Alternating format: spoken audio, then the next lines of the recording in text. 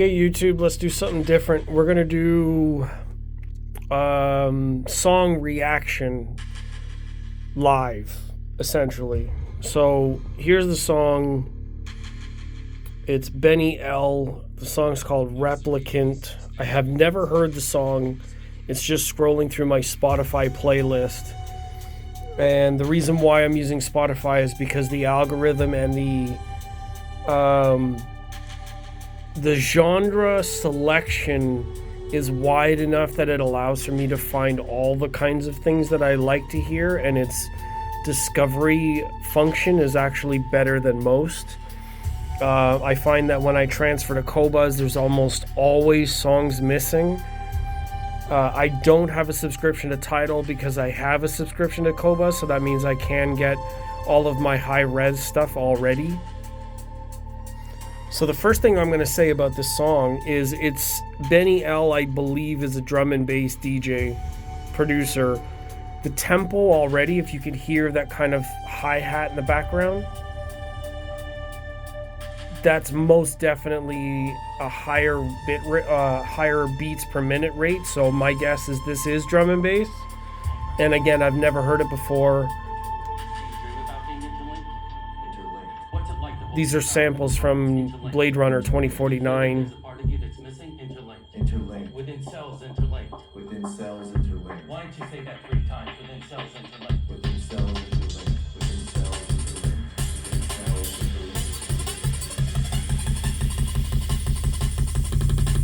interlinked. You're not even close to baseline.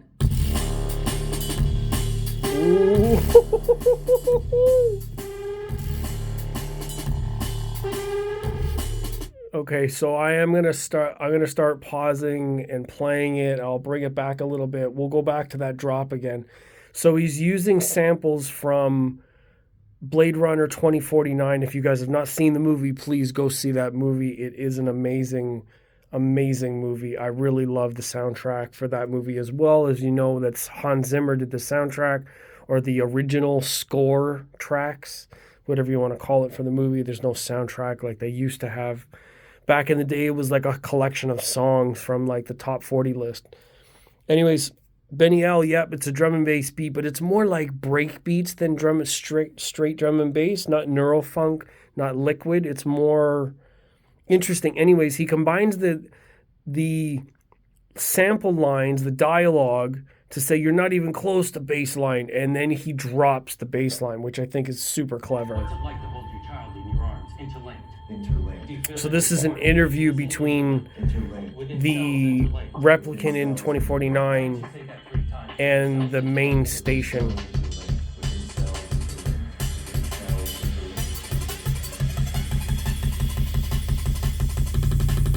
You're not even close to baseline.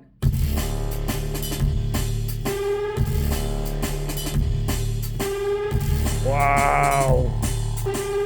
It's really kind of space and like reverb sounds, very mechanical.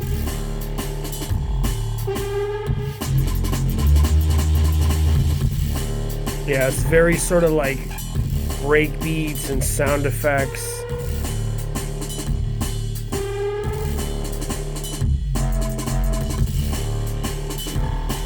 I like this. This is it's almost eerie sounding, which is similar to the tone of the movie. You get these really big expansive spaces, and oh, that's a nice change. Wow. Okay, let's bring that one back a little bit. I really like that. That was cool. So they were using the sound effects in the background, which are reminiscent of the scene in the movie where he goes to this iron scrapyard and then he ends up finding a furnace, and it's like all these big metal structures indoors, lots of reverb. So they're using these sounds and reverbs in these sections, and then he brings in this next section with the tambourine sort of faster hi-hat sound. Sounds really cool.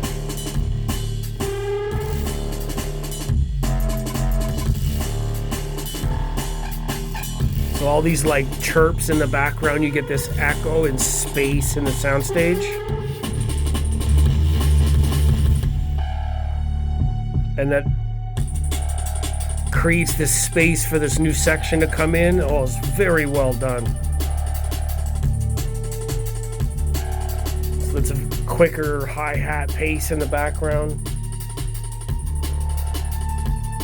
Oh, this is good. I like this. And this is like a scene that they use this sound in the soundtrack where you're overlooking the space, or it enhances the mood of a scene. It's in lots of different scenes. It's more like the main theme of the original soundtrack that Hans Zimmer did. These may not be the exact samples from that movie, because they can be replicated. No pun intended. So the sound effects here are reminiscent of the same that are in the soundtrack, although I think they're synthesized original sounds, not sampled from the soundtrack. You're not even close to baseline. I talked over that whole break. Let's bring it back. But yeah, I think what he's doing is synthesizing the sounds from the cityscape scenes and the moody scenes in the movie in order to bring that tone into the song, keep it dark, keep it mechanical, keep it dynamic, where he's bringing in different sections at a time, using the dialogue to say the bass line and then drop the bass line again, which I just talked over. So here it is again. Let's put some volume on it, shall we?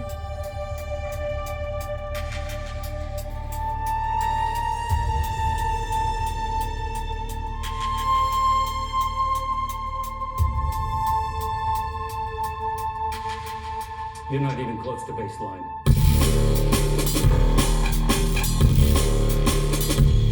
Ooh.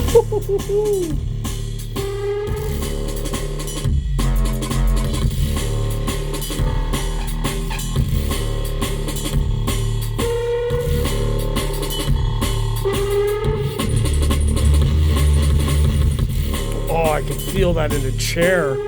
Oh, these Arendals are kicking hard.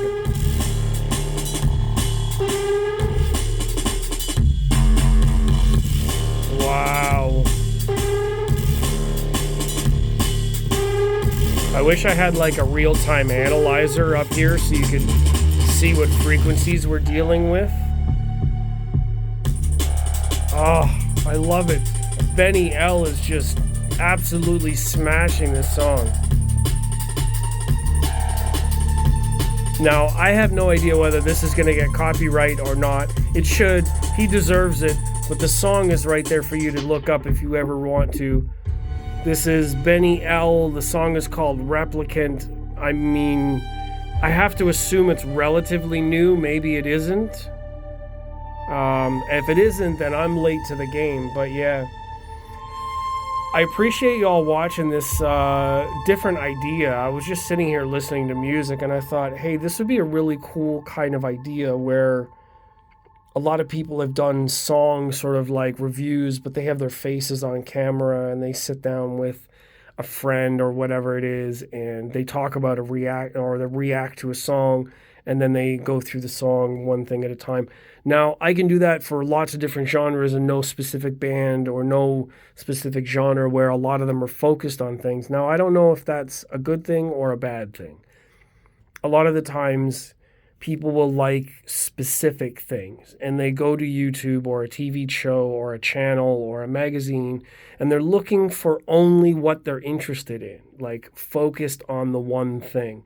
And if I specialize in one thing specifically, like if I only did speakers and I focused on this, would that be better for the audience, or is it keeping the topics and videos generalized more entertaining because week over week you don't know what I'm going to say? I could come up with anything. I could be anywhere. I could be in the park. I could be at the mall. I could be at a record store. I could be at an audio shop. I could be down by the lake. I could be pretty much anywhere from time to time. And is the mystery of the channel a good thing, or should I focus on specific things? Now, I love listening to music and I love talking about things that are related to it. So I don't know that I could pretend to be something I'm not for the sake of the channel's growth. This is the big thing about getting into media space is I don't want to have to dance like a puppet for views.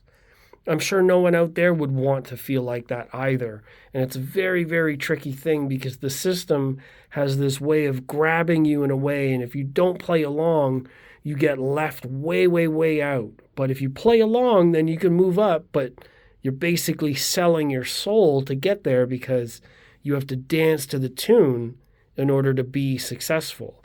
And that's how the system, it like assimilates people to the successful end. I don't want to be that way, to be honest. So we'll just keep it real. So that was Benny L. Song's called Replicant. Again, I don't know what record label it's on. I'll look it up and maybe put it in the description. Thank you for watching this clip. This is a trial by fire. We're going to try this one. You let me know what you think. I can do lots of different songs. I mean, they might get copyrighted, which is the biggest problem. So anyways, thank you for watching this one. I appreciate all your support and encouragement. I'll catch you all in the next video. Have a great day. Enjoy your week. And look forward to the 2 different sound samples that I have for the X6 Towers, which I still have to edit. Yay. All right. I'll see you guys in the next one. Bye.